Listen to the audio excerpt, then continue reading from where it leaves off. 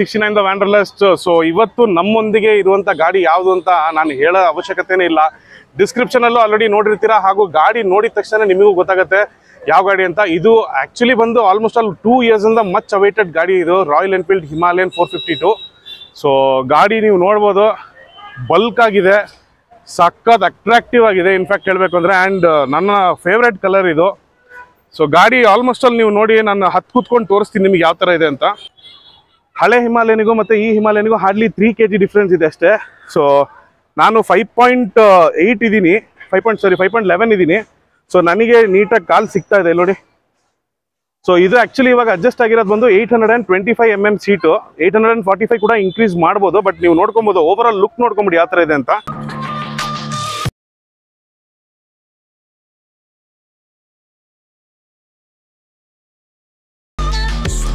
ಸ್ನೇಹಿತರೆ, ಒಂದು ಒಳ್ಳೆ ಕಂಪ್ಯಾರಿಸನ್ ವಿಡಿಯೋನ ಮಾಡೋಣ ಅಂತ ಅಂದ್ಕೊಂಡೆ, ಚಾನ್ಸೇ ಇಲ್ಲ, ಬೇಜಾರು ಮಾಡ್ಕೊಂಬಿಡಿ. There is no comparison between old Himalayan and new Himalayan. ದಯವಿಟ್ಟು ಕ್ಷಮಿಸಿ, ಕಂಪ್ಯಾರಿಸನ್ ಮಾಡೋಕ್ಕೆ ಆಗ್ತಾ ಇಲ್ಲ, ಯಾಕೆಂದರೆ ಇದು ಲೆಜೆಂಡೇ, ಇದು ಅಲ್ಟ್ರಾ ಲೆಜೆಂಡು, ಹಾಗಾಗಿದೆ ಕತೆ. ಬನ್ನಿ ಸ್ನೇಹಿತರೆ, ನಾನು ಜಸ್ಟ್ ಇವಾಗ ಹಿಮಾಲಯನ್ 450ನ ನಿಮಗೆ ಡೀಟೇಲಾಗಿ ರಿವ್ಯೂ ಮಾಡಿ ತೋರಿಸ್ತೀನಿ, ಓಕೆನಾ. ಹೆಡ್ಲೈಟ್ ನೀವು ನೋಡ್ಬೋದು, ಹೆಡ್ಲೈಟ್ ಆ್ಯಕ್ಚುಲಿ ಬಂದು ನಮ್ಮ ಇವಾಗ ಹೊಸ ಮಾಡೆಲ್ಸ್ ರಾಯಲ್ ಎನ್ಫೀಲ್ಡಲ್ಲಿ ಮೀಟಿಯೋರ್ ಆಗಿರ್ಬೋದು, ಅಥವಾ 650 GT 650 ಇಂಟರ್ಸೆಪ್ಟರಲ್ಲೆಲ್ಲ ಬರ್ತಾ ಇದೆಯಲ್ಲ, ಸೊ ಸೇಮ್ ಹೆಡ್ ಲ್ಯಾಂಪ್ ಬರ್ತಾ ಇದೆ. ಸೊ ಅದಲ್ಲದಲ್ಲೇ ಇಂಡಿಕೇಟರ್ಸ್ ನೋಡ್ಬೋದು, ಎಲ್ಲ LED ಇಂಡಿಕೇಟರ್ಸ್ ಕೊಟ್ಟಿದ್ದಾರೆ. ಸೊ ಬ್ಯಾಡ್ಜಿಂಗ್ ಕೂಡ ಇದೆ ರಾಯಲ್ ಎನ್ಫೀಲ್ಡ್ ಅಂತ. ಸೊ ಈ ಗಾಡಿಯಲ್ಲಿ ಮೇಜರಾಗಿ ಹೇಳಬೇಕು ಅಂತಂದರೆ, ಇದು ಬಂದು ಮೆಟಲ್ ಆಗಿರುತ್ತೆ, ಟ್ಯಾಂಕ್ ಮೆಟಲ್ ಇದೆ, ಬಟ್ ಮಡ್ಗಾರ್ಡ್ ಬಂದು ಫೈಬರ್ ಇದೆ. ಯಾಕೆಂದರೆ ಇದು ಅಡ್ವೆಂಚರ್ ಗಾಡಿ ಆಗಿರೋದ್ರಿಂದ ಸ್ವಲ್ಪ ಆಫ್ ರೋಡೆಲ್ಲ ಹೋಗೋದಕ್ಕೆ ಮೆಟಲ್ ಮಡ್ಗಾರ್ಡ್ಗಿಂತ ನನ್ನ ಒಂದು ಪರ್ಸನಲ್ ಸಜೆಷನ್ನು ಫೈಬರ್ ಇದ್ದಷ್ಟು ಒಳ್ಳೆಯದು. ಸೊ ಇನ್ನೊಂದು ಮಡ್ ಫ್ಲ್ಯಾಪ್ ಕೂಡ ಕೊಟ್ಟಿದ್ದಾರೆ, ಅದಕ್ಕೆ ಜೊತೆಗೇ ನಮಗೆ USD ಸಸ್ಪೆನ್ಷನಿಗೆ ಕವರ್ ಕೂಡ ಕೊಟ್ಟಿದ್ದಾರೆ. ಇದಿಷ್ಟು ಕಂಪ್ಲೀಟ್ ಒಂದು ಫುಲ್ ಪಾರ್ಟ್ ಅಂತಲೇ ಹೇಳ್ಬೋದು. ಸೊ ಫ್ರಂಟ್ ಸಸ್ಪೆನ್ಷನ್ ಬಂದು USD ಸಸ್ಪೆನ್ಷನ್ ನಿಮಗೆ 200 mm ಟ್ರಾವೆಲ್ ಕೊಟ್ಟಿದ್ದಾರೆ, which is actually one of the best in segment ಅಂತಲೇ ಹೇಳ್ಬೋದು. ಕ್ಯಾಲಿಬರ್ ಬಂದು ಫೈಬರ್ದಾಗಿರುತ್ತೆ, ಸೊ ಡಬಲ್ ಪಿಸ್ಟನ್ಸ್ ಇದೆ. ಫ್ರಂಟ್ ಡಿಸ್ಕ್ ನೀವು ನೋಡೋದಾದರೆ 5.4 mm ಥಿಕ್ನೆಸ್ ಬರುತ್ತೆ, ಹಾಗೂ ಡಿಸ್ಕಿಂದ ರೇಡಿಯಸ್ ನೀವು ತೊಗೊಳೋದಾದರೆ 320 mm ಇದೆ. ಹಾಗೂ ಫ್ರಂಟ್ ಟೈರ್ ನೋಡೋದಾದರೆ C8 ಅವರು ಪರ್ಟಿಕ್ಯುಲರ್ ಆಗಿ ಈ ಗಾಡಿಗೋಸ್ಕರ ಅಂತಲೇ ಡಿಸೈನ್ ಮಾಡಿರೋಂಥ ಟೈರ್ ಇದು. ಸೊ ಈ ಟೈರ್ ಹೆಸರು ಏನು ಅಂತ ನೋಡ್ಕೊಂಬಿಡೋಣ. ಗ್ರಿಪ್ REF ಅಂತ ಕೊಟ್ಟಿದ್ದಾರೆ. ಸೊ ಬೇಸಿಕ್ಲಿ ಇದು ರಾಯಲ್ ಎನ್ಫೀಲ್ಡ್ ಹಿಮಾಲಯನ್ಗೆ ಪರ್ಟಿಕ್ಯುಲರ್ ಆಗಿ ಡಿಸೈನ್ ಆಗಿರೋಂಥ ಟೈರ್ ಇದು. ಸೊ ಟೈರ್ ಡೈಮೆನ್ಷನ್ಸ್ ನೋಡೋದಾದರೆ 90, 90, 21. ಸೊ ಹಳೆ ಹಿಮಾಲಯನ್ ಏನಿತ್ತಲ್ಲ ಸೈಜು 21 ಸೇಮ್ ಇದೆ. ಸೊ ರಿಯರ್ ಪೋರ್ಷನ್ ನೋಡೋದಾದರೆ C8 grip rad steel RE. So basically ಇದು ಕೂಡ C8 ಅವ್ರದ್ದು ಟೈರು. ಈ ಟೈರ್ ಡಿಸೈನ್ ನೋಡಿ ಯಾವ ಥರ ಡಿಸೈನ್ ಮಾಡಿದ್ದಾರೆ. ಸೊ ಪರ್ಟಿಕ್ಯುಲರ್ಲಿ ಇದು ಹಿಮಾಲಯನಿಗೋಸ್ಕರ ಮಾತ್ರ ಡಿಸೈನ್ ಮಾಡಿರೋದು C8 ಅವರು, ಥ್ಯಾಂಕ್ಸ್ ಟು C8. ಹಾಗೂ ಹಿಂದ್ಗಡೆ ಡಿಸ್ಕ್ ಬ್ರೇಕ್ ನೋಡೋದಾದರೆ 270 mm ಬರುತ್ತೆ ಹಿಂದ್ಗಡೆ ರಿಯರ್ ಡಿಸ್ಕು, ಹಾಗೂ ಇದಕ್ಕೂ ಕೂಡ ABS ಇದೆ. ಸೊ ಇದು ಡ್ಯುಯಲ್ ಚಾನಲ್ ABS ಆಗಿರುತ್ತೆ. ಸೊ ಹಾಗೂ ಹಿಂದ್ಗಡೆ ಟೈರ್ ಸೈಜ್ ನೋಡೋದಾದರೆ ನೀವು 140/80/17 ಇದೆ. ಸಸ್ಪೆನ್ಷನ್ ನೀವು ನೋಡ್ಬೋದು, ಮುಂಚೆ ಇದ್ದಿದ್ದು ಹಿಮಾಲಯನ್ ಬಂದು ಈ ಥರ ಹಿಂಗೆ ಸ್ಟ್ರೈಟಾಗಿ ಬರ್ತಾಯಿತ್ತು. ಸೊ ಇದು ನಿಮಗೆ ಸ್ಲ್ಯಾಂಟಾಗಿ ಬರುತ್ತೆ. ಹಾಗೂ ಸಸ್ಪೆನ್ಷನ್ ಬಂದು ಶೋವಾದು, ಇದು ಕೂಡ 200 mm ಟ್ರಾವೆಲ್ ಲೆಂತ್ ಇದೆ. ಫ್ರಂಟ್ ಕೂಡ ಅಷ್ಟೇ ಶೋವಾದು. ಸೊ ಆ ಬ್ರ್ಯಾಂಡಿಂಗ್ ಬಂದು ಇಲ್ಲಿದೆ ನೋಡಿ, ಶೋವಾ. ಹಿಂದ್ಗಡೆ ಕೂಡ ಒಂದು ಒಳ್ಳೆ ಮಡ್ ಫ್ಲ್ಯಾಪ್ ಕೊಟ್ಟಿದ್ದಾರೆ, ಸೊ ದ್ಯಾಟ್ ಈ ಮಣ್ಣು ಏನೇ ಇದ್ರೂ ಇದ್ರ ಮೇಲೆ ಅಷ್ಟು ಜಾಸ್ತಿ ಬರಬಾರ್ದು ಅಂತ. ಹಳೆ ಹಿಮಾಲಯನಿಗೆ ಕಂಪೇರ್ ಮಾಡಿದ್ರೆ ಸ್ವಲ್ಪ ಸೇವ್ ಆಗುತ್ತೆ ಇಲ್ಲಿ, ಯಾಕಂದರೆ ಇಷ್ಟೋ ತನಕ ನಾವು ಸ್ವಲ್ಪ ಆಫ್ ರೋಡ್ ಮಾಡ್ಕೊಂಡ್ಬಂದು ಗಾಡಿ ನೋಡ್ಬೋದು ಯಾವ ಥರ ಒಂಥರ ಗಲೀಜಾಗಿದೆ. ಬಟ್ ಇಲ್ಲಿ ತನಕ ಹೋಗಿಲ್ಲ ಮಣ್ಣು, ಸೊ ಅದು ಒಂದು ಅಡ್ವಾಂಟೇಜ್ ಅಂತಲೇ ಹೇಳೋಕ್ಕೆ ಇಷ್ಟಪಡ್ಬೋದು. ಸೈಲೆನ್ಸರ್ ನೋಡಿದ್ರೆ ತುಂಬಾ ತೆಳ್ಳಗಿದೆ ಇಲ್ಲಿ ನೋಡಿ. ಸೊ ಸೈಲೆನ್ಸರ್ ಬಗ್ಗೆ ಮಚ್ ಐಡಿಯಾ ಇಲ್ಲ ನನಗೂ. ಸೊ ನೋಡೋಣ, ಇಲ್ಲೊಂದು ಕನ್ವರ್ಟರ್ ಕೊಟ್ಟಿದ್ದಾರೆ ಹಿಂದ್ಗಡೆ. ಬಟ್ ಕನ್ವರ್ಟರ್ ಕೊಟ್ಟರು ಗ್ರೌಂಡ್ ಕ್ಲಿಯರೆನ್ಸ್ ತುಂಬ ಚೆನ್ನಾಗಿದೆ. 230 mm ಗ್ರೌಂಡ್ ಕ್ಲಿಯರೆನ್ಸ್ ಕೂಡ ಕೊಟ್ಟಿದ್ದಾರೆ. ಬಟ್ ಇದೆಲ್ಲೂ ತಾಗೋದಿಲ್ಲ ನೋಡಿ, ಬಾಕ್ಸ್ ಕಂಪ್ಲೀಟಾಗಿ ಮೇಲ್ಗಡೆ ಎತ್ತಿಟ್ಕೊಂಡಿದ್ದಾರೆ. ಸೊ ಬಜಾಜ್ ಡಾಮಿನಾರ್ ಅಥವಾ ಬೇರೆ ಥರ ಬೈಕಲ್ಲಿ ನೋಡೋಕೋದ್ರೆ ಸ್ವಲ್ಪ ಡೌನ್ ಆಗಿ ಬಂದಿರುತ್ತೆ. ಸೊ ಅಲ್ಲೇ ಟಚ್ ಆಗೋದು ಮೇಜರ್ ಆಗಿ. ಸೊ ಇಲ್ಲ ಆ ಥರದೊಂದು ಪ್ರಾಬ್ಲಮ್ ಕಾಣಿಸ್ಬರಲ್ಲ. ಸೊ ಹಿಂದ್ಗಡೆ ಫುಟ್ ಪ್ಯಾಕ್ಸ್ ಎಲ್ಲ ನೋಡೋದಾದರೆ ತುಂಬ ಸ್ಲೀಕ್ ಡಿಸೈನ್ ಆಗಿದೆ. ಏರ್ ಬ್ರೇಕಿಂಗ್ ನೋಡೋದಾದರೆ ಬೈ ಡಿಫಾಲ್ಟ್ ನಮ್ಮ ಹಳೆ ಹಿಮಾಲಯನಲ್ಲಿ ಯಾವ ಥರ ಟೀತ್ ಥರ ಇದೆಲ್ಲ ಕೊಟ್ಟಿದ್ರಲ್ಲ ಅದೇ ಥರ ಇದೆ. ಪ್ಲಸ್ ಇದು ಕೂಡ ರಬ್ಬರ್ ಫುಟ್ ರೆಸ್ಟ್ನ ನಾವು ತೆಗೆದ್ರೆ ಇದು ಕೂಡ ಮೆಟಲ್ ಟೀತ್ ಆಗುತ್ತೆ. ಸೊ ಇದಕ್ಕೆ ಸಪ್ರೇಟಾಗಿ ಏನು ಟೀತ್ ಹಾಕ್ಸ್ಕೊಬೇಕು ಅಂತೇನೋ ಅವಶ್ಯಕತೆ ಇರೋದಿಲ್ಲ. So again this is foldable. So ಹಾಗೂ ಸ್ನೇಹಿತರೆ, ನಿಮಗೆ ಇಲ್ಲಿ ಒಂದು ಬಾಕ್ಸ್ ಥರ ಕಾಣಿಸ್ತಿದೆ ನೋಡಿ. ಏನಪ್ಪ ಅಂತಂದರೆ ರೇಡಿಯೇಟ್ರಲ್ಲಿದೆ ಹೌದು, ಬಟ್ ಅದಕ್ಕೊಂದು ಕೂಲೆಂಟ್ ಬೇಕಿತ್ತಿಲ್ಲ. ಕೂಲೆಂಟ್ ಸಾಮಾನ್ಯವಾಗಿ ಏನಾಗ್ತಿತ್ತು ಈ ಒಂದು ರೀಜನಲ್ಲಿ ಎಲ್ಲ ಗಾಡಿಗೆ ನಾನು ನೋಡಿದ್ದೀನಿ. ಬಟ್ ಕೂಲೆಂಟ್ ತೊಗೊಂಬಂದು ರಾಯಲ್ ಎನ್ಫೀಲ್ಡ್ ಹಿಮಾಲಯನವರು ಇಲ್ಲಿ ಇಟ್ಟಿದ್ದಾರೆ. ಸೊ ಇಲ್ಲಿ ಸ್ವಲ್ಪ ಸೇಫ್ ಆಗಿರುತ್ತೆ ಆ್ಯಕ್ಚುಲಿ. ಸೊ ರೇಡಿಯೇಟ್ರ್ ಕೂಡ ನೋಡ್ಬೋದು. Keeps your engine cool. ನಾವು ಪರ್ಫಾರ್ಮೆನ್ಸ್ ಕೂಡ ಇನ್ಕ್ರೀಸ್ ಆಗುತ್ತೆ. ಇವಾಗ ಇಂಜಿನ್ ನೋಡೋದಾದರೆ ಶೆರ್ಪಾ ಇಂಜಿನ್ ನೋಡ್ಬೋದು. So this is 452 cc engine ಆಗಿರುತ್ತೆ, ಹಾಗೂ DOHC ಮಾಡ್ಯೂಲ್ ಆಗಿರುತ್ತೆ, ಹಾಗೂ 4 valve ಇಂಜಿನ್ ಕೂಡ ಹೌದು ಇದು. ಸೊ ಈ ಒಂದು 450 cc ಇಂಜಿನ್ ಬಂದು 40 bhp ಪ್ರೊಡ್ಯೂಸ್ ಮಾಡುತ್ತೆ. ಡೆಫಿನೆಟ್ಲಿ ಹೌದು, ನಾನು ಆ್ಯಕ್ಚುಲಿ ಓಡ್ಸ್ ಕೂಡ ನೋಡಿದ್ದೀನಿ ಗಾಡಿನ ಇವಾಗ ಸ್ವಲ್ಪ ಮುಂಚೆ. ಪವರ್ ಮಾತ್ರ ಎಕ್ಸ್ಟ್ರೀಮ್ ಆಗಿದೆ and much required from royal Enfield ಅಂತಲೇ ಹೇಳ್ಬೋದು.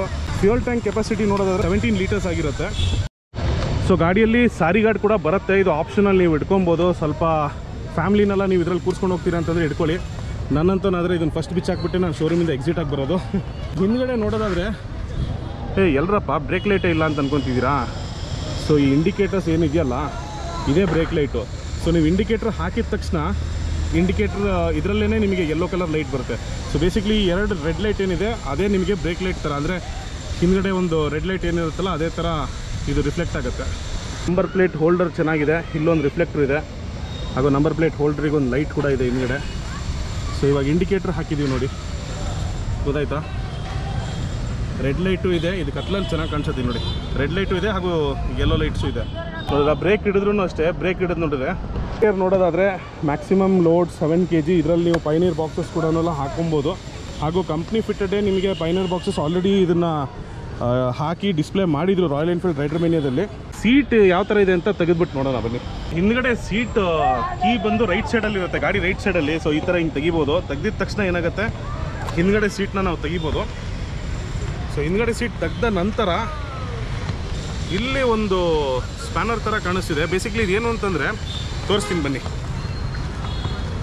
ಫ್ರಂಟ್ ವೀಲ್ ತೆಗಿಬೇಕು ಅಂತಂದಾಗ ಅದಕ್ಕೆ ಇದನ್ನು ಕೊಟ್ಟಿರೋದು. ಇದನ್ನು ಇನ್ಸ್ಟಾಲ್ ಮಾಡಿ ಆಮೇಲೆ ನಾವು ಇದ್ರ ಮೇಲೆ ಸ್ಪ್ಯಾನರ್ ಯೂಸ್ ಮಾಡಿಕೊಂಡು ತೆಗಿಬೇಕಾಗತ್ತೆ. ಸೊ ಇದನ್ನು ಯಾವುದೇ ಕಾರಣಕ್ಕೂ ಕಳೆದಾಕೊಂಬಿಡಿ. ಇದೊಂದು ಎಕ್ಸ್ಟ್ರಾ ಸ್ಪೇರ್ ಸಿಕ್ಕಿದ್ರೂ ಬೇಕಾದ್ರೆ ತೆಗೆದಿಟ್ಕೊಂಬಿಡಿ ಟೂಲ್ ಬಾಕ್ಸಲ್ಲಿ. ಸೊ ಇವಾಗ ಹಿಂದ್ಗಡೆ ಸೀಟ್ ನೋಡೋದಾದರೆ 2 ಥರದ ಅಡ್ಜಸ್ಟ್ಮೆಂಟ್ ಕೊಟ್ಟಿದ್ದಾರೆ ನೋಡಿ ಸ್ನೇಹಿತರಲ್ಲಿ. ಸೊ ಇದು ಫ್ರಂಟ್ ಇವಾಗ ಇಲ್ಲಿಗೆ ನಾವು ಈ ಒಂದು ರಾಡ್ನ ಇಲ್ಲಿಗೆ ಸಿಕ್ಸಿದ್ರೆ ಇದು 825 mm ಆಗುತ್ತೆ. ಸೊ ಅದೇ ನಾವು ಇಲ್ಲಿಗೆ ಶಿಫ್ಟ್ ಮಾಡಿಕೊಂಡ್ರೆ 845, ಅಂದರೆ ಸೀಟ್ ಹೈಟ್ ಇನ್ಕ್ರೀಸ್ ಆಗುತ್ತೆ.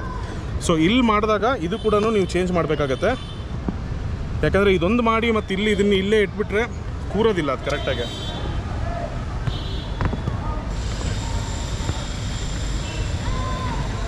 ಸೊ ನೋಡಿ ಇವಾಗ ಸೀಟ್ ಕುತ್ಕೊಂಡಿದೆ, 845 ಈಗ. ಓಕೆ, ಸೊ ನೋಡ್ಬೋದಲ್ಲ 845 seat height, almost all 20 mm ಜಾಸ್ತಿ ಆಗಿದೆ. ಸೊ ಇವಾಗ ನೋಡೋಣ ಇದು ಯಾವ ಥರ ನನಗೆ ಫಿಟ್ ಆಗುತ್ತೆ ಅಂತ. ಇದೊಂದು ಸ್ವಲ್ಪ ಹೈಟ್ ಅನ್ನಿಸ್ತಿದೆ ನೋಡಿ. ಆವಾಗಲೇ ನನಗೆ ತುಂಬ ಚೆನ್ನಾಗಿ ಇದು ಕಾಲು ಇಡಿಸ್ಬೋದಾಗಿತ್ತು, ಬಟ್ ಇವಾಗ ಆಗ್ತಾಯಿಲ್ಲ ಅಂತಂದರೆ ಆ 20 mm ಡಿಫ್ರೆನ್ಸ್ ಕಾಣಿಸ್ತಾ ಇದೆ ನೋಡಿ. ಆ ಹೀಲ್ ಕರೆಕ್ಟಾಗಿ ಕೂರಲ್ಲ. ನಾವು ಟೂರಿಂಗ್ ಎಲ್ಲ ಮಾಡಬೇಕಾದಾಗ ತುಂಬ ಕಂಫರ್ಟಬಲ್ ಆಗಿರುತ್ತೆ ಸೀಟ್ ಹೈಟ್ ಇದ್ದಷ್ಟು.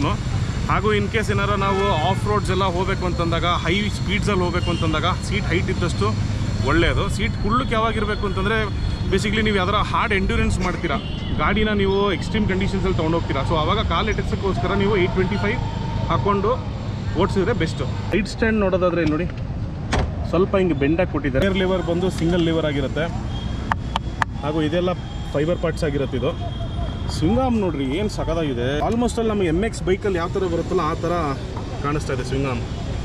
ಸೊ ಇದಕ್ಕೆ ಕ್ರ್ಯಾಶ್ ಗಾರ್ಡ್ ಕೂಡ ಫೈಬರ್ ಪಾರ್ಟ್ ಕೊಟ್ಟಿದ್ದಾರೆ. ಸೊ ಆಫ್ಟರ್ ಮಾರ್ಕೆಟ್ ಪ್ರಾಬಬ್ಲಿ ಇದಕ್ಕೆ ಮೆಟಲ್ ಸಿಗುತ್ತೆ. ಸೈಲೆನ್ಸರ್ ಗಾರ್ಡ್ ನೋಡಿ, ಇದು ಮೆಟಲಲ್ಲಿ ಕೊಟ್ಟಿದ್ದಾರೆ, ಬ್ಯೂಟಿಫುಲ್.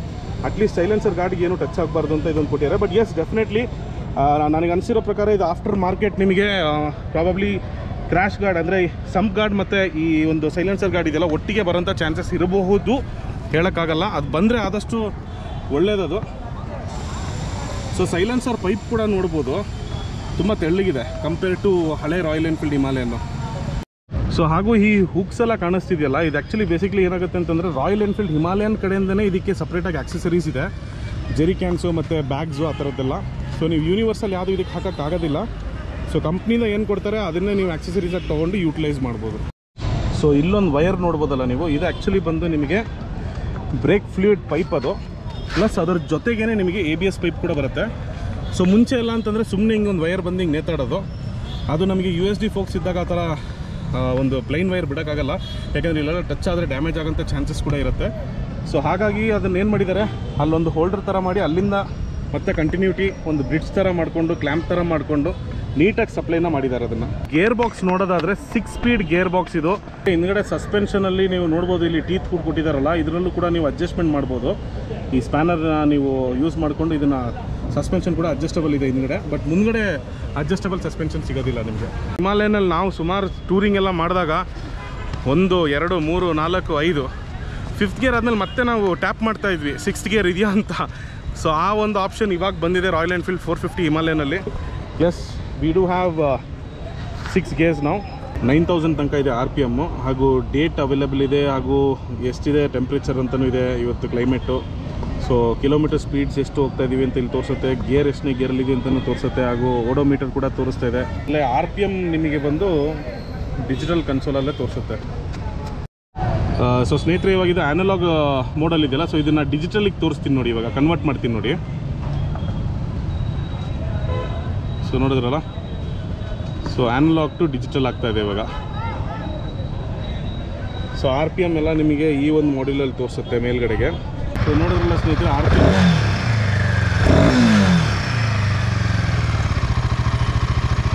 ಒಂದೆರಡು ಸೆಕೆಂಡ್ ಮಾತೇ ಬರಲಿಲ್ಲ ಸ್ನೇಹಿತರೆ. ಗಾಡಿ ಇಂಜಿನ್ ಯಾವ ಥರ ರೇವ್ ಆಗ್ತಿದೆ ಅಂತ ಫೀಲಲ್ಲಿ ಒಂದು 2 ಸೆಕೆಂಡ್ ಮಾತೇ ಬರಲಿಲ್ಲ. Wow, awesome. ಸೊ ಇನ್ನೊಂದು ಫೀಚರ್ ಏನಂತಂದರೆ ಸ್ನೇಹಿತರೆ, ಸೊ ಇವಾಗ ನಾವು ಫ್ರಂಟ್ ಕನ್ಸೋಲ್ ನೋಡೋದಾದರೆ ರೈಡ್ ಬೈ ವಯರು, ಇದಕ್ಕೆ ಯಾವುದೇ ಥರ ವಯರ್ ಕನೆಕ್ಷನ್ ಹೋಗೋದಿಲ್ಲ, ಎಲ್ಲ ಸೆನ್ಸರ್ಸ್ ಆಗಿರುತ್ತೆ. ಸೊ ಹಾಗೂ ಮೀಟಿಯೋರಿಂದ ಲಾಂಚ್ ಆಗಿಂಥ ಸ್ವಿಚ್ ಬೋರ್ಡ್ಸ್ ಇದೆಲ್ಲ. ಸೊ ಇದು ಕಿಲ್ ಸ್ವಿಚ್ಚು, ಇದು ಇಗ್ನಿಷನ್ ಆನು, ಇದು ಸ್ಟಾರ್ಟ್. ಓಕೆ, ಸೊ ಅದಲ್ಲದಲ್ಲೇ ಇಲ್ಲಿ ನಿಮಗೆ ಹಜಾರ್ಡ್ ಲೈಟ್ ಕೊಟ್ಟಿದ್ದಾರೆ, ಹಜಾರ್ಡ್ ಸ್ವಿಚ್. ಸೊ ಇದನ್ನು ಒತ್ತಿದ ತಕ್ಷಣ ನಿಮಗೆ 4 ಇಂಡಿಕೇಟರ್ಸ್ ಆನ್ ಆಗುತ್ತೆ. ಸೊ ಸ್ನೇಹಿತರೆ, ಇದು ಆ್ಯನಲಾಗಲ್ಲಿ ಏನಾಗುತ್ತೆ, ನೀವು ಯಾವಾಗ ಕನೆಕ್ಟ್ ಮಾಡಿ ಮೊಬೈಲ್ ಒಂದು ರೂಟ್ ಮ್ಯಾಪ್ ಹಾಕ್ಕೊಂಡ್ರೆ ಟರ್ನ್ ಬೈ ಟರ್ನ್ ಮಾತ್ರ ತೋರಿಸುತ್ತಿಲ್ಲಿ. ಅದೇ ನೀವು ಡಿಜಿಟಲ್ಲಿಗೆ ನೀವು ಯಾವಾಗ ಕನ್ವರ್ಟ್ ಮಾಡ್ಕೊತೀರ ಗೊತ್ತಾ, ಡಿಜಿಟಲಿ ಕನ್ವರ್ಟ್ ಮಾಡ್ಕೊಂಡಿದ ತಕ್ಷಣ ಸ್ಕ್ರೀನ್ ಕೆಳಗಡೆ ಬಂತು. ಸೊ ಈ ಒಂದಿಷ್ಟು ಪೋರ್ಷನಲ್ಲಿ ನೀವು ಮ್ಯಾಪನ್ನು ಲಿಟ್ರಲಿ ನೀವು ಒಂದು ಮೊಬೈಲಲ್ಲಿ ಹೇಗೆ ನೋಡ್ತಿರಲ್ಲ, ಯಾವ ಥರ ಒಂದು ಡೈರೆಕ್ಷನ್ ನಾವು ಹಿಂಗೆ ಲೆಫ್ಟ್ ಟು ರೈಟ್ ಹೋಗೋದು ಅದನ್ನು ತೋರಿಸುತ್ತೆ.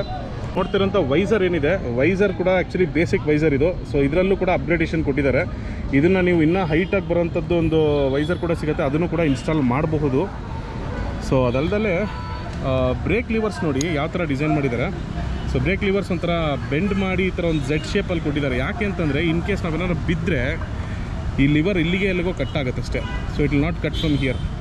ಸೊ ಅವಾಗ ಏನಾಗುತ್ತೆ, ಅಟ್ಲೀಸ್ಟ್ ಲಿವರ್ ಕಟ್ ಆದರೂ ಕೂಡ ನೀವು ನೆಕ್ಸ್ಟ್ ಸರ್ವಿಸ್ ಸೆಂಟ್ರಿಗೆ ಅಥವಾ ಎಲ್ಲಾದರೂ ಒಂದು ಡೆಸ್ಟಿನೇಷನ್ ತನಕ ರೀಚ್ ಆಗೋದಕ್ಕೆ ಈ ಒಂದಿಷ್ಟು ಪೀಸ್ನ ನೀವು ಯೂಟಿಲೈಸ್ ಮಾಡಿಕೊಂಡು ಫರ್ದರ್ ನೀವು ಕಂಟಿನ್ಯೂ ಮಾಡ್ಬೋದು ಜರ್ನಿನ. ಸೊ ಪೆಟ್ರೋಲ್ ಬಂದು E20 concept. So fuel cap open ಮಾಡಿ ನೋಡೋಣ. ಫ್ಯೂಯಲ್ ಟ್ಯಾಂಕ್ ಓಪನ್ ಮಾಡಿದ್ರೆ ಈ ಥರ ಕಾಣಿಸುತ್ತೆ. ಸೊ ಹ್ಯಾಂಡಲ್ ಬಾರ್ ನೋಡ್ಬೋದು ಯಾವ ಥರ ಇದೆ ಅಂತ, ಒಂದು ಫ್ಲ್ಯಾಟ್ ಹ್ಯಾಂಡಲ್ ಬಾರ್ ಕೊಟ್ಟಿದ್ದಾರೆ. ಸೊ ಹ್ಯಾಂಡಲ್ ಬಾರಲ್ಲಿ ಕೂಡ ಆಪ್ಷನಲ್ ಇದೆ. ಸೊ ಅಲ್ಯೂಮಿನಿಯಂ ಹ್ಯಾಂಡಲ್ ಬಾರ್ಸ್ ಆಗಿ ಕನ್ವರ್ಟ್ ಮಾಡ್ಬೋದು. ಹಾಗೂ ಹ್ಯಾಂಡಲ್ ಬಾರ್ ರೈಸರ್ಸ್ ಕೂಡ ನೀವು ಇನ್ಸ್ಟಾಲ್ ಮಾಡ್ಕೊಬೋದು. ಯಾಕೆಂದರೆ ಕೆಲವರಿಗೆ ಸ್ವಲ್ಪ ಲೀನ್ ಅನಿಸುತ್ತೆ, ಆವಾಗ ಏನು ಮಾಡ್ಬೋದು, ನೀವು ಹ್ಯಾಂಡಲ್ ಬಾರ್ ರೈಸರ್ಸ್ನ ಹಾಕ್ಕೊಂಡು ಇದೇ ಹ್ಯಾಂಡಲ್ ಬಾರ್ ಸ್ಟಾಕ್ ಹ್ಯಾಂಡಲ್ ಬಾರ್ನ ಯೂಸ್ ಮಾಡ್ಕೊಬೋದು. ಹಾಗೂ ಮಿರರ್ಸ್ ಕೂಡ ನೋಡ್ಬೋದು, ಅದರಲ್ಲೂ ಕೂಡ ನಿಮಗೆ ಟೂರಿಂಗ್ ಮಿರರ್ಸ್ ಕೂಡ ಸಿಗ್ತಾ ಇದೆ. ಗಾಡಿಯಲ್ಲಿ ನಿಮಗೆ ಬೇಸಿಕಲಿ ತುಂಬ ಆಪ್ಷನ್ಸ್ ಇದೆ. ಕನ್ವರ್ಟ್ ಮಾಡ್ಕೊಳೋದಕ್ಕಾಗಲಿ, ಅಥವಾ ನೀವು ಒಂದು ಅಪ್ಗ್ರೇಡೇಷನ್ ಆಗಲಿ, ಅಥವಾ ಬೇರೆ ಆಕ್ಸೆಸರೀಸ್ ಹಾಕೊಳೋದಾಗಲಿ, ತುಂಬಾ ಆಪ್ಷನ್ಸ್ ಇದೆ ಸ್ನೇಹಿತರೆ. ನೀವು ಯಾವ ಥರ ಬೇಕಾದ್ರೂ ಗಾಡಿನ ಮಾಡಿಫೈ ಮಾಡ್ಕೊಬೋದು. ಸೀಟ್ ಹೈಟಲ್ಲೂ ನಾನು ಹೇಳಿದ್ನಲ್ಲ 825 ಪ್ಲಸ್ 845 ಇದೆಯಲ್ಲ, ಅದರಲ್ಲಿ ಮತ್ತು 805 ಮತ್ತು 825 ಸಿಗುತ್ತೆ. ಸೊ ಲೀನರ್ ಸೀಟ್ ಕೂಡ ಸಿಗುತ್ತೆ. ಸೊ ಶಾರ್ಟ್ ರೈಡರ್ಸಿಗೂ ಕೂಡ ಆಪ್ಷನಲ್ ಇದೆ. ಶಾರ್ಟ್ ರೈಡರ್ಸ್ ಕೂಡ ಈ ಗಾಡಿನ ಯೂಸ್ ಮಾಡ್ಬೋದು, not only for the one who is 6 feet. So clutch adjustment ಇಲ್ಲೇ ಮಾಡ್ಕೊಬೋದು ನಾವು. ಇದರಲ್ಲಿ ಇನ್ನೊಂದು ಏನಂತಂದರೆ ಸೆನ್ಸರ್ ಇದೆ. ಸೊ ರಾತ್ರಿ ಆಗಿದ ತಕ್ಷಣ ಏನಾಗುತ್ತೆ, ಇದು ಬ್ಲ್ಯಾಕ್ ಸ್ಕ್ರೀನ್ ಆಗುತ್ತೆ. ಬೆಳಗ್ಗೆ ಹೊತ್ತು ಬಿಸಿಲು ಬಿದ್ದಿದ ತಕ್ಷಣ ಏನಾಗುತ್ತೆ, ವೈಟ್ ಸ್ಕ್ರೀನ್ ಆಗುತ್ತೆ. ಇಲ್ಲಿ ಸ್ವಿಚ್ ಬೋರ್ಡ್ಸ್ ನೋಡ್ಬೋದು, ಇಂಡಿಕೇಟರ್ ಸ್ವಿಚಸ್ ಇದೆ. ಹಾಗೂ ಆನ್ ಕೇಳಿಸ್ಕೊಂಡ್ರಲ್ಲ, ಆನ್ ಚೆನ್ನಾಗಿದೆ. ಹಾಗೂ ಜಾಯ್ಸ್ಟಿಕ್ ಕೊಟ್ಟಿದ್ದಾರೆ ನೋಡಿ ಇಲ್ಲಿ. ಸೊ ಇಲ್ಲಿ ನಾನು ನೋಡ್ತಾ ಇದ್ದೀನಿ ನೋಡಿ, ಅಪಿಯರೆನ್ಸ್, ಟ್ರಿಪ್ ಪ್ರಿಫರೆನ್ಸ್, ಮೈ vehicle, system, information, favourites. So ಇದೆಲ್ಲ ನಾನು ಈ ಒಂದು ಜಾಯ್ಸ್ಟಿಕ್ಕಿಂದ ನಾನು ಆಟಾಡ್ತಾ ಇರೋದು. ಇಲ್ಲಿ ನೋಡಿ, left right up and down video game ಆಡ್ದಂಗೆ ಆಗ್ತಾಯಿದೆ ನನಗೆ.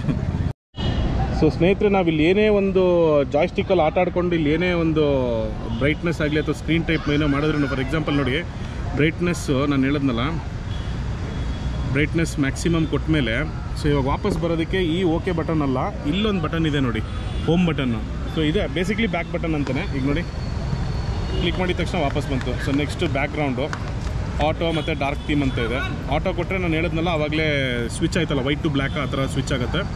ಮೈ ವೆಹಿಕಲಲ್ಲಿ ಟ್ರಿಪ್ 1 ಫ್ಯೂಯಲ್ ರೇಂಜ್ ಕೂಡ ತೋರಿಸುತ್ತೆ. ಆಮೇಲೆ ಬ್ಯಾಟ್ರಿ ಗೇಜು, ಸರ್ವಿಸ್ ಡ್ಯೂ ಇನ್ ಎಷ್ಟಕ್ಕಿದೆ, ಇಂಜಿನ್ ಟೆಂಪ್ರೇಚರ್ ಕೂಡ ತೋರಿಸುತ್ತೆ. ಸೊ ಇದೆಲ್ಲ ಯಾವ್ದು ತೋರಿಸ್ಬೇಕು ಅಂತ ನೀವು ಹಾಕಿದ್ರೆ ಅದೆಲ್ಲ ಡಿಸ್ಪ್ಲೇ ಆಗುತ್ತೆ ಡಿಸ್ಪ್ಲೇ ಮೇಲೆ. ಸಿಸ್ಟಮ್ ಅಂತ ನೋಡಿದ್ರೆ ಕ್ಲಾಕ್ ಆಗಲಿ, speed, distance, so speed in kilometers ಕೂಡ ತೋರಿಸುತ್ತೆ ಹಾಗೂ ಮೈಲ್ಸಲ್ಲಿ ಕೂಡ ತೋರಿಸುತ್ತೆ. ಫ್ಯೂಯಲ್ ಕನ್ಸೋಲಲ್ಲಿ ನೋಡಿದ್ರೆ kilometers per litre, so US UK ಏನೇನೋ ಬೇರೆ ಬೇರೆ ಆಪ್ಷನ್ಸ್ ಕೂಡ ಕೊಟ್ಟಿದ್ದಾರೆ. ಸೊ ಟೆಂಪ್ರೇಚರ್ ನೋಡಿದ್ರೆ ಸೆಲ್ಸಿಯಸಲ್ಲಿದೆ, ಫ್ಯಾರನೀಟಲ್ಲೂ ಇದೆ. Language English, Italian, Spanish, Portugal, Germany, French, Kannada ಎಲ್ಲರೂ. ಈ ಗಾಡಿ ಆ್ಯಕ್ಚುಲಿ ಓಡಿರೋದೇ 232 ಕಿಲೋಮೀಟರ್ಸ್ ಓಡಿದೆ. ಸೊ ಆ್ಯಾವ್ರೇಜ್ ಕಿಲೋಮೀಟರ್ಸ್ ಎಷ್ಟು ಬಂದಿದೆ ಅಂತ ನೋಡಿ, 22.4 ಲೀಟರ್ಸ್ ಪರ್ ಕಿಲೋಮೀಟರ್, ಅಂದರೆ 1 ಲೀಟ್ರಿಗೆ 22 ಕಿಲೋಮೀಟ್ರ್ ಇದು ಬಂದಿದೆ mileage. Average speed 23, 9 hours 57 minutes ತೊಗೊಂಡಿದೆ ಇನ್ 232 ಕಿಲೋಮೀಟರ್ಸ್ ಓಡಿಸೋದಕ್ಕೆ. Trip 1 trip 2. So fuel range ಕೂಡ ತೋರಿಸ್ತಿದೆ ನೋಡಿ. ಸೊ ಇವಾಗ ಫುಲ್ ಟ್ಯಾಂಕ್ ಇದೆ, ಆಲ್ಮೋಸ್ಟ್ ಅಲ್ಲ 247 ಕಿಲೋಮೀಟರ್ಸ್ ತನಕ ಹೋಗ್ಬೋದು. ಫ್ಯೂಯಲ್ ಕನ್ಸಪ್ಷನ್ ತೋರಿಸ್ತಾ ಇಲ್ಲ, ಅದು ರನ್ನಿಂಗಲ್ಲಿ ತೋರಿಸುತ್ತೆ. ಬ್ಯಾಟ್ರಿ ವಾಲ್ಟ್ ಎಷ್ಟಿದೆ ಅಂತಲೂ ತೋರಿಸ್ತಾ ಇದೆ. ಸರ್ವಿಸ್ ಡ್ಯೂ ಇನ್ 41 days ಆರ್ 268 ಕಿಲೋಮೀಟರ್ಸು. ಸೊ ಇದೆರಡರಲ್ಲಿ ಯಾವ್ದು ಫಸ್ಟ್ ಬರುತ್ತೆ ಆವಾಗ ನೀವು ಸರ್ವಿಸಿಗೆ ಕೊಡಬೇಕಾಗತ್ತೆ ಗಾಡಿನ. ಇಂಜಿನ್ ಟೆಂಪ್ರೇಚರ್ ಕೂಡ ತೋರಿಸುತ್ತೆ, ಇದೆಲ್ಲ ರನ್ನಿಂಗಲ್ಲಿ ತೋರಿಸುತ್ತೆ ನಿಮಗೆ. 50 ಹಿಮಾಲಯನಿಗೆ ನಮಗೆ ಸ್ಲೀಪರ್ ಕಚ್ ಸಿಗ್ತಾ ಇದೆ ಸ್ನೇಹಿತರೆ, that is an advantage. So ಸ್ನೇಹಿತರೆ, ಇನ್ನೊಂದು ಮೇಜರಾಗಿ ಹೇಳಬೇಕು ಅಂತಂದರೆ ಈ ಒಂದು ಇಂಜಿನ್ ಆಯಿಲ್ ಕೆಪಾಸಿಟಿ ಬಂದು 2 ಲೀಟರ್ಸು. ಮುಂಚೆ ನಮ್ಮ ಓಲ್ಡ್ ಹಿಮಾಲಯನಿಗೆಲ್ಲ ನಾವು ಸ್ವಲ್ಪ ಜಾಸ್ತಿನೇ ಹಾಕ್ಸ್ತಾ ಇದ್ವಿ, ಅಪ್ ಟು 3 ಲೀಟರ್ಸ್ ತನಕ ಹೋಗ್ತಾ ಇತ್ತು.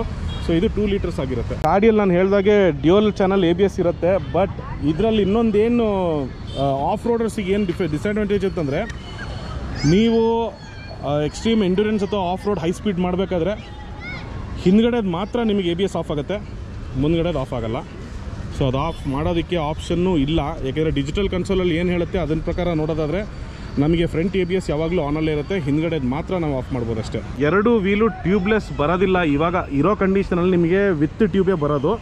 ಟ್ಯೂಬ್ಲೆಸ್ಸು ಇನ್ ಫ್ಯೂಚರ್ ನಿಮಗೆ ಸಿಗುತ್ತೆ, ಇವಾಗ ಸದ್ಯಕ್ಕಂತೂ ಸಿಗೋಲ್ಲ. ಬಟ್ ನೀವು ಕೇಳ್ಬೋದು ಸುಮಾರು ಜನ, KTM 390 ADV ಥರ ನಿಮಗೆ ಮ್ಯಾಗ್ವೀಲ್ ಸಿಗುತ್ತೆ, ಇದರಲ್ಲಿ ಆಪ್ಷನ್ಸ್ ಇದೆಯಾ ಅಂತ. Sorry, there is no options for mag wheel. ಸ್ನೇಹಿತರೆ, ಡಿಜಿಟಲ್ ಕನ್ಸೋಲ್ ಬಗ್ಗೆ ನನಗೆಷ್ಟು ಗೊತ್ತೋ, ನನ್ನ ತಲೆಯಲ್ಲಿ ನನಗೇನು ಎಜುಕೇಷನ್ ಇದೆಯೋ ಅಷ್ಟು ಮಾತ್ರ ಹೇಳಿದ್ದೀನಿ. ನಿಮಗೇನಾರು ಗೊತ್ತಿದ್ರೆ ದಯವಿಟ್ಟು ಕಮೆಂಟ್ ಸೆಕ್ಷನಲ್ಲಿ ತಿಳಿಸಿ, ಬೇರೆ ಸಬ್ಸ್ಕ್ರೈಬರ್ಸ್ಗಳಿಗೂ ಗೊತ್ತಾಗಲಿ. ಯಾಕೆಂದರೆ ಗಾಡಿಯಲ್ಲಿ ಅಷ್ಟು ಫೀಚರ್ ಇದೆ ಗುರು, 1 2 ನಾನು ಇದುವರೆಗೂ ಇಷ್ಟೊತ್ತು ಟೈಮೇ ತೊಗೊಂಡಿಲ್ಲ ಒಂದು ಗಾಡಿ ರಿವ್ಯೂ ಮಾಡೋದಕ್ಕೆ. ಬಟ್ ದಿಸ್ ಹಸ್ taken a lot of time, ತುಂಬ ಟೈಮ್ ತೊಗೊಂಡಿದೆ ನಂದು. Let see. ಗಾಡಿ ಮಾತ್ರ ಸಖತ್ತಾಗಿದೆ. ಫಸ್ಟ್ ರೈಡ್ ನಂದು ರೈಡರ್ ಮೀನದಲ್ಲೂ ಓಡ್ಸೋಕ್ಕಾಗಿಲ್ಲ ನನಗೆ, ಬಟ್ ಇವತ್ತೇ ಓಡಿಸಿ ನೋಡಿದೆ, ಬ್ಯೂಟಿಫುಲ್. ಸೊ ನೀವು ಹೇಳಿ, ನಾನು ಈ ಗಾಡಿ ತೊಗೊಬೇಕಾ ಬೇಡವಾ ಅಂತ ಕಮೆಂಟ್ ಸೆಕ್ಷನಲ್ಲಿ ಅದನ್ನು ತಿಳಿಸಿ. ಸೊ ಸ್ನೇಹಿತರೆ, ಅಟ್ ಲಾಸ್ಟ್ ಗಾಡಿ ಎಕ್ಸಾಸ್ಟ್ ಔಟ್ ನೋಡೋಣ ಬನ್ನಿ.